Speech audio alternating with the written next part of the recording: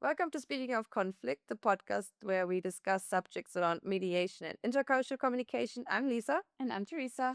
And today, Teresa brought us some specific kind of conflict. Do you want to reveal what that is? Yes, I will. Okay. So, we are talking about conflict of interest.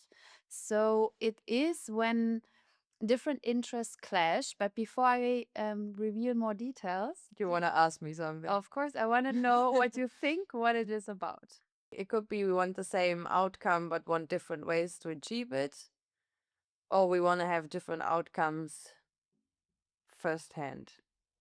I don't know what would be a good example because it could be politically like a different kind of conflict of interest.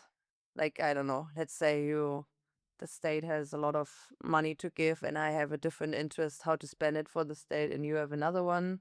Or I don't know. I don't know in what kind of field I can.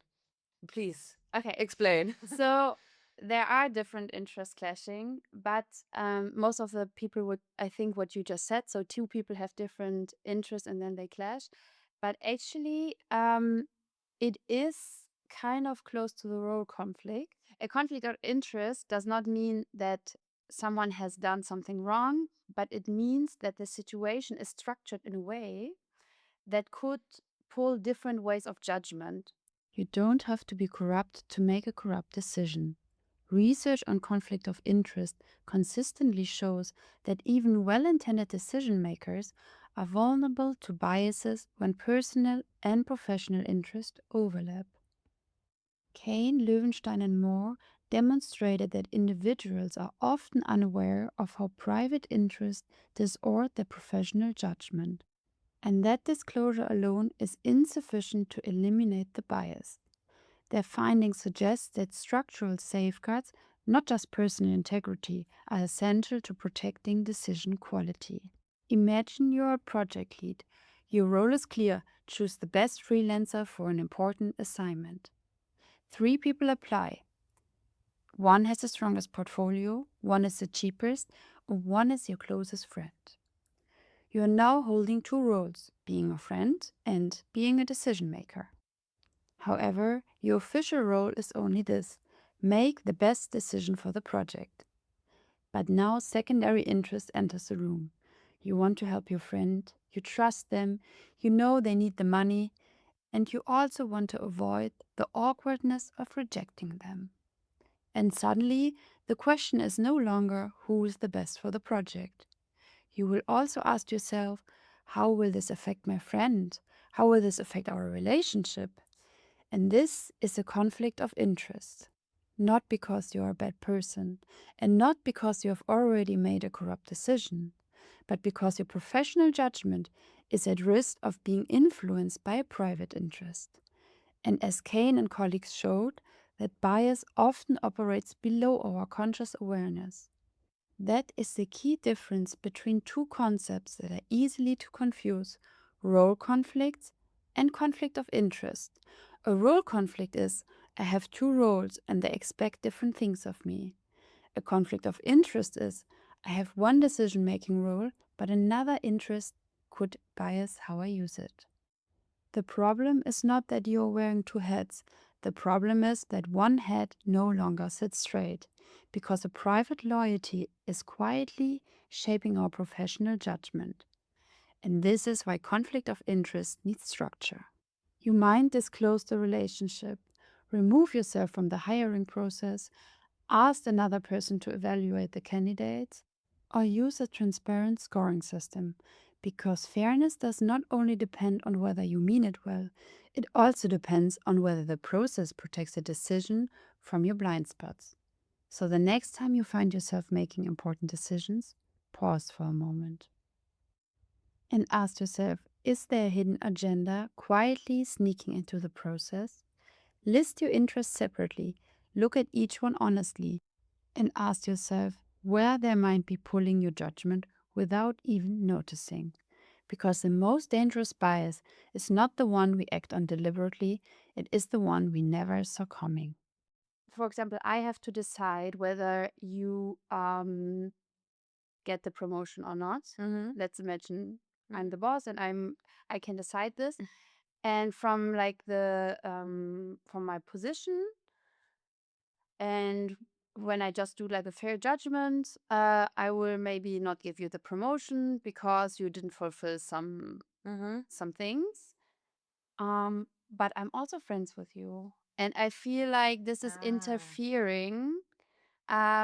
Basically, it and it's not about as a friend, as a different in my different role as a friend, I would do something else, but actually, um, the interest of also making sure you are good, you have a good job, like you're in a Mm-hmm. good place, is basically sliding into the judgment and that without noticing, basically. But what you just mentioned is more like an internal conflict of interest, right? So you're like bit torn Mm-hmm. between, okay, my role as a boss, sorry, would be more, okay, I cannot give you the promotion, Mm-hmm. but I'm also like friends with you or know you for a long time, so I would love to give you the promotion.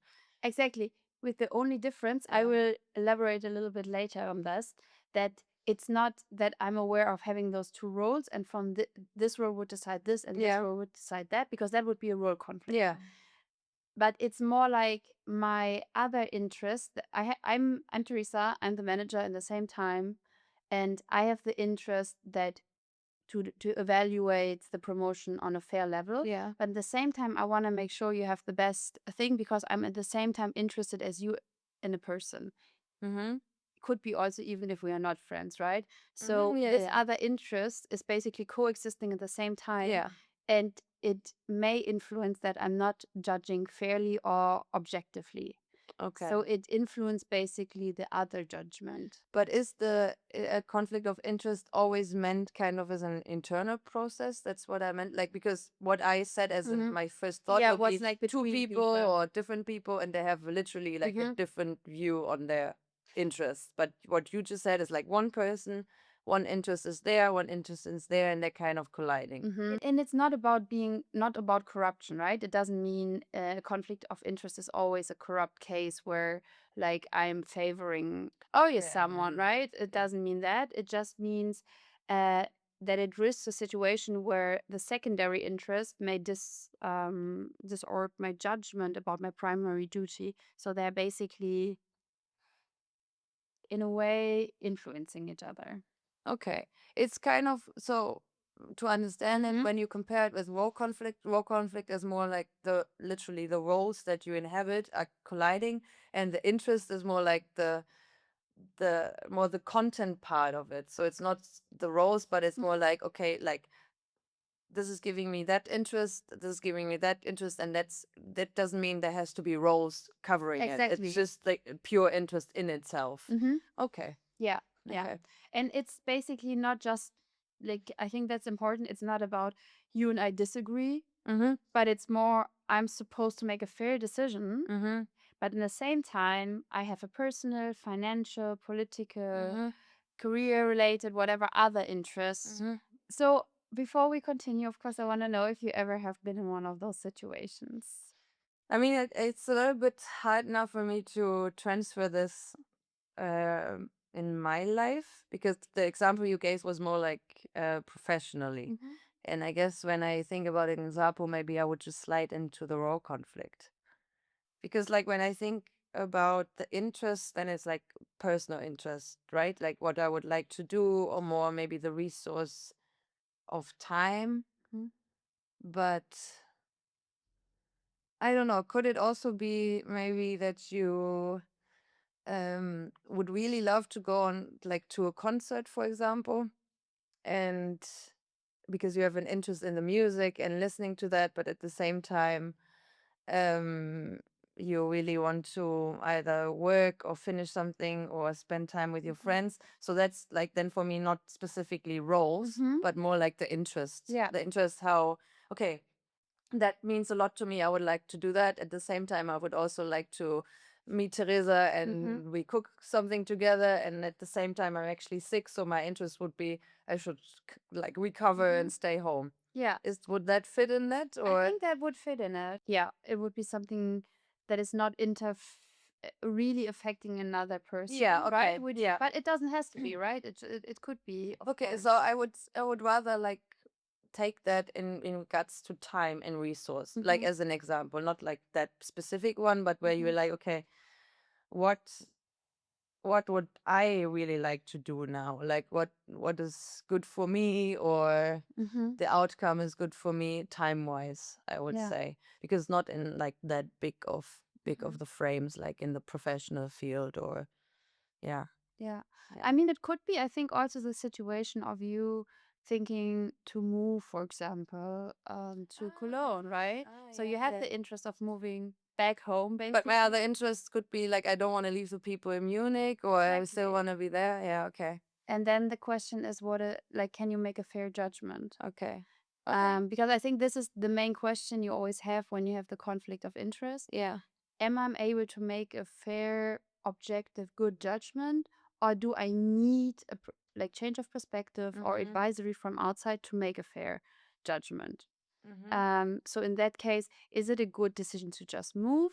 Should I stay for my friends? Maybe there are other reasons why you want to stay. Maybe there are other reasons where you feel like the decision depends on. And then you have to evaluate all of them, and all of them are in your interest, and you're not a different person, right? It's not even a different role. It's just you Yeah. Thinking what's the best wanting outcome. many things at the same time. Okay, okay, gotcha. I think it's still interesting because we have like conflict of interest in German, which is Interessenkonflikte. But I feel that one, like I did in the beginning, everyone would literally say, okay, you have a couple of people, and the conflict is because everyone wants something differently. So that's kind of like interesting to view it as your own conflict, like an internal process of saying, okay, you have this conflicting ideas maybe to say, okay, hey, I would like to do that, or that I profit for more, or that is better for me, and kind of to figure out what's the best outcome for myself, or like in the frame, whatever I'm in, like for the position I'm in, or others, I don't know, that I have to manage or something like this. I think what you also mentioned in the beginning is also crucial because it is really related to role conflicts. Yeah. So it is often interfering each other. It's just not the same from like a, I would say, like theoretical standpoint. I mean, I guess the difference is because when we talked about role conflicts, we often talked about like the expectations of different roles you give yourself, but also others have on the role. And here I feel it's more like what is the better outcome, or you said the word fair before, like, so kind of like what makes more sense, to speak more rational, like to go either in that direction or that direction, like what is the most profitable. And it doesn't have to be like the money profitable, but what's kind of like the best solution, or like what brings you the most. I don't know if I'm I think correct. that's all right. I think I just use the word fair because in workplaces is Yeah. like the main Yeah. thing of Yeah. if we think of workplace Yeah. situations. Okay. And also like what you said, also I think I actually noted that down too, like that role conflicts and conflicts of interest are related but not the same. And that role conflict, and that's what you said basically, happens when different expectations clash. And it's a lot about expectations. Yeah. But in conflict of interest, it's not about expectations. Yeah. And it's really about personal personal interests are overlapping or influencing each other. Yeah. Gotcha. And that therefore our judgment, or my judgment in that case, is And I mean, maybe also the conflict of interest is very, or is influenced in the status quo, or by the status quo, right? Because a role conflict could uh, at least stay over time, like the same expectation in a role, right? Yeah, when you're a mother, for example, your expectation probably they're not changing every 2 weeks. Yeah. So, but with a conflict of interest, that could change more, like depending on your living situation, or the example you did with the moving, Yeah. right? That is very, you don't ask yourself that every every Tuesday. day, every Tuesday for like 2 years. It's more like, okay, hey, what is the situation right now? For what? Mm-hmm. And what kind of interest do I have in that situation combined with that situation, combined with that situation, Mm-hmm. and so on. Yeah. Okay, now it's more clear, at least for me. But maybe before you continue, did you have a conflict of interest? I personally could really relate to the workplace scenario where I'm friends Mm-hmm. with someone and working together, but we are not on the same level. Are you talking about me? No, I was not talking about you. Don't be so mean. But we're just not on the same level. No, it's so in my old job I worked with a friend, Mm-hmm. but also students, for example, who weren't already done with studying. I worked with them together, and Mm-hmm. in a way, I was a little bit the advisor on the event. I Mm-hmm. was not this not in a disciplinary way, but in a way of Yeah. okay, I organized that, and they were helping me, and then I told them do this, do this, do this, and I had situations where I was like, okay, from like, I will really want everyone is fine, everyone is doing good. I like them. They're a super cool person. I really value them. Mm-hmm. And in the same time, I need to make decisions that kind of is best for everyone. And that means that sometimes also someone I know would do a job they don't like, for example, Oh right? yeah, And okay. then my interest of I want to get the event done, I want to organize everything was clashing with what I know will for the personal, like what the person wanted. Mm-hmm. Or maybe I knew this person is coming late. And then from this one perspective, I want to say, oh, that's all fine, you will manage. Mm-hmm. But I also have to make sure it's fair for everyone, right? And then it is a situation where you're like, are you favoring someone? Are you not? Are you being more understanding with one person than the other? And then you really have to reflect and see what's going on. Mm-hmm. And it's the same, like, um, I think most of the people can relate, even if they don't want to admit. But there are those people where you prefer to work with, Oh yeah, of course. and you are favoring them in a way. Yeah, of course. And then you have to. Then this is why the fairness part is so crucial. Yeah. Then you always come back to what is fair, like what Mm-hmm. is okay. And I think in workplace scenarios, it's really always like ask yourself, do you have a bias that slides in because of the conflicting interest that makes your judgment less fair or Mm. less objective? I mean, I think it's like, because I also said, yeah, of course, I think it depends on the degree of it, right? Because I think everyone is aware, even in your own team, you vibe with some people better than with others. And maybe you would like rather say, okay, you are in my team for the project, and maybe you can go in the other. But I mean, if the actual person with the expertise gets kicked out of the group, that would be then Yeah. really unfair and also not really smart. But I think to a certain degree, everyone can relate. It should not be like unfair, but I think to the degree of, hey, I'm working better with that person, or right now, I don't know, because I also know that from work, like, but to a degree where it's, I think, okay, The like, thing is, it's not, I think most of the time, it's not even about being unfair to the third person. yeah, But let's imagine we work together, yeah, and I know if I give you a job, you will do it really good. And if I give it to your colleague, it will be less good. yeah, So I will keep giving you the job. yeah, At the end of the year, you have done like way more work than your colleague yeah, because I value your work more and I know I can trust it. And I yeah. think that you're doing a good job. So because of I value your job more, you end up having more work. Is Mm. that fair? And the other person can maybe get cozy and comfortable while Mm. continuing this way. Mm-hmm. And on the long run, I mean, this is also questionable. Of course, this is how we work, and in some places it's okay if it happens once or two. Yeah, But that's what I meant. on the long run, if you're suddenly like a manager, like let's say we are all on the same team, we keep doing this, and then one of us gets promoted, Mm. and then we keep doing this thing, then you're not fulfilling the role as a manager also, because then the role conflict Yeah, also slides in yeah. because you need to develop all of the people in the team. Yeah, I mean, like, that's what I just thought. If you constantly give the person that you know does a really good job, more jobs, then the other person will maybe never learn it properly. Mm-hmm. So I mean, Yeah. I guess it all depends on the priority, on the time, how quickly something has to be done.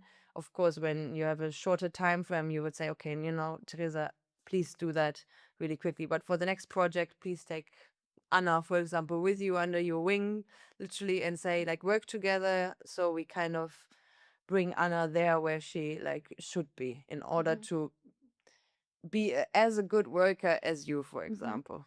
So yeah, but it's kind of interesting to what degree it makes a sense, or not maybe it makes sense, but it's okay, and then how it can like derail in something like not so good. I think the tricky part is often that we believe we are objective. And I think this fits also to where we talked about. We feel it's fine, it's okay. But research show that self-interest and loyalty and personal closeness can bias judgment without fully noticing it. So we often have this bias without realizing it. Yeah, yeah. And I think therefore, especially in the workplace scenario, like you have to reconsider and think, am I influenced by something? Yeah. Am I objective? And therefore it's like maybe something you could also take away from this is like, should I be the person who makes a decision? We are in the same team and you are the second team lead, let's say, and then there's the team lead. And you are evaluating me. Are you the right person because we are friends? Or should it just be our manager? Is it okay to do that, right?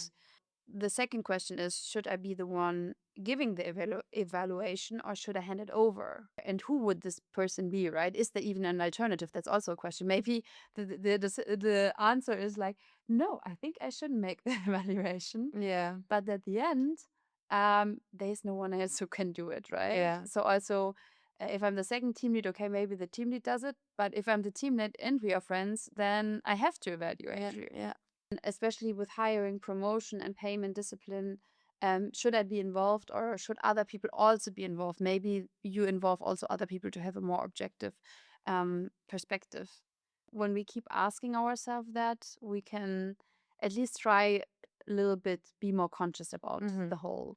I mean, I guess like in the workplace, it really depends on people who have responsibility and like organizing teams, right? Like, because the other one is more like personal, let's say, or at least when you're an employee and not or like not a team lead or something, but you have it for yourself, but it's not the question of is it fair or not, because you're actually not the one doing the evaluation conversations or like the promotion question and so on.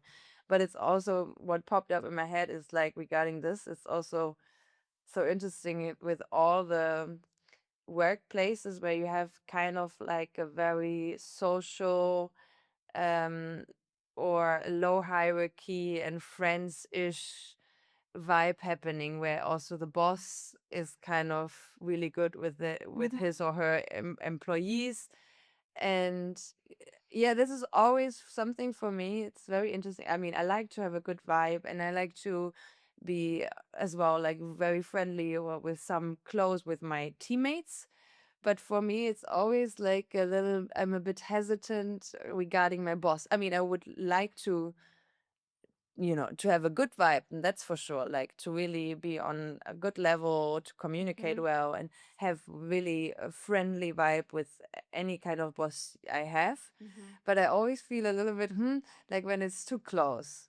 You know what I mean? I mean, it's super nice. Like personally, it's super nice. But then I think, what if something is more serious and we need to it talk gets about, harder like, to talk in any about. way, I Yeah. meet to him or her or other way around.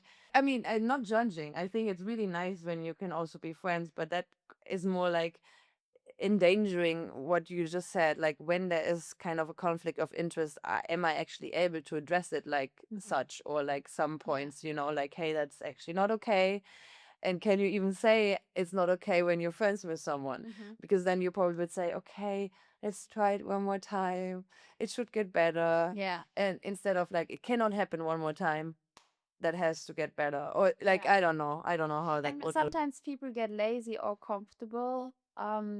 due to the fact that they know they're also friends. So they will Yeah. forgive me Yeah. because we're on a good level, right? Yeah. Um, and if you do not know the person, you don't have a good relationship, maybe you are going the extra mile. Yeah, And then because if there's this yeah. happens in the whole team, this is a circle that Yeah. is not good for the Yeah. team performance. Yeah. I Yeah. mean, because it's like like you said, you rely on something, right? You Yeah. could say, okay, well, at least we're friends, or I mean, I think in private life that is also how friendships work. To say, okay, I know Teresa understands me, I can rely on her there. But then when it's too mixed in like the workplace, it's a bit difficult. Yeah. Yeah. And the interesting fact is now we only talked about the negative stuff. Yeah. You have some positives for There us. are, of course, also studies that show that if you have friendships at workplace, Yeah. if you are in a good team spirit, it enhances team performance. Yeah, of It's course. good for the whole, um, for the whole performance of the team Yeah. and the way they collaborate. Yeah. The question is just what happens then, right? Yeah. Yeah. Like, how do we manage that? Friendship can create trust and motivation, belonging, like it's all great. Yeah. But it also has a downside, and we have to be very aware of it, Yeah. especially the people who evaluate, who are hiring, who are paying, Who have who have responsibility, has basically. responsibility Yeah. on another level, Yeah. and then you really have to be aware. Yeah. Also, how much do I want to be friends with my team? Also from the Exactly. other Yeah, way, yeah, right? The yeah. other way around. Yeah, because I mean, as it's always nice to like your direct team, besides your bosses and so, it's always better to be in a good vibe. Of course, like that's nice. And I think it's also nice to be friendly with your bosses, and that's also good. But as you said, they really maybe even more, they have to decide how far do they go, you know, like how far they participate, want to get as involved as some other teammates, because it also opens up a whole new thing, right? When you're teammates, for example, maybe you also want to be in a little bit in your group, because what if, your boss is giving you a lot of work and you just need to complain a little bit, like everyone just as friends as well. And like, oh, right now it's exhausting. I don't know why she did that or he did that. That is also, I think, is very healthy in the workplace. And I'm not saying like to complain all the time, but to have kind of the freedom and space to exchange about something. And even if it's a little bit of a critique of the leadership, but yeah, I think it's very And to sum it up, yes, go for it. basically now at the end, why is it so important to know about this in conflict management? Because when you're in the role of the mediator, when you're in the workplace and you have a conflict going on in the team, and you're the person trying to bridge between the people and find common grounds and find a solution, you have to very much be careful that you're not favoring one over the other because of your relationship. You always should, if you realize you're favoring one person over the other, you are not in a good place for conflict. Like if you moderate a conflict, you should favor all of them at the same level. In Germany, we say Allparteilichkeit, so we basically want want the best for everyone as much as possible. It is basically a mindset you need to have, and therefore you always have to reflect your interests. I mean, sorry, but it makes kind of sense. It's basically like treat people equally, especially like when you're leading a team, that's your team. Yeah. Everyone is the same worth. Everyone has different skills, but you need to view them as the same. Yeah. Like there's equally the same. Of course, like there are different kind of skill sets, experience, but in the whole frame, how you look them, they're like the people you manage. Exactly. So And there are techniques which also supports to do this. yeah. But I think for many people this is the biggest challenge, at least what from observing. So really keep reflecting, what am I interested right now? How many do I observe? And try to think, can you solve them alone? Can you distance yourself from it, or do you need help from outside? Do you need a second evaluation? Are you too close with some people? Do you need to make it transparent? I mean, you can also talk about it, right? Like, I have to evaluate now, and I will do this out of my position, and I will try to not let our friendship influence it or whatever. And then you try to, because if you speak it out, it's also part of the reflection process and positioning yourself and getting clear with your mindset. Yeah. and just like get someone else and to share it with, or maybe even join the conversation in it, you know? Exactly. So, Join the conversation, especially when you feel like you cannot manage yeah, interest and they're sliding in. yeah.